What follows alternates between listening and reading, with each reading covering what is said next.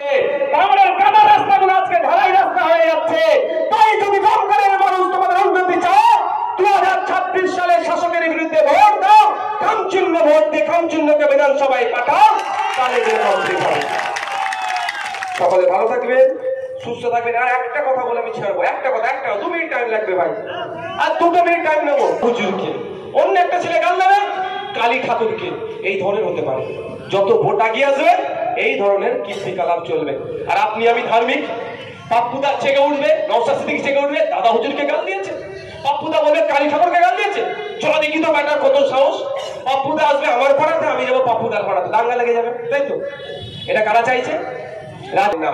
যখনই আপনাদের নজরে আসবে, চাই ইসলাম সম্পর্কে, চাই হিন্দু দেবদেবী সম্পর্কে কেউ খারাপ মন্তব্য করেছে, আপনি একজন দায়িত্বশীল নাগরিক হবেন। হয়ে আপনার কাজ কি হবে?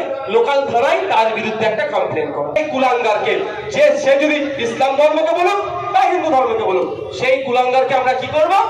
থানার মাধ্যমে, প্রয়োজনে কোর্টের মাধ্যমে তাকে আমরা জেলের ভাত খাওয়াবো। আমাদের মধ্যে সম্প্রীতি বিনষ্ট করার চেষ্টা, তাকে আমরা সফল হতে দেব না।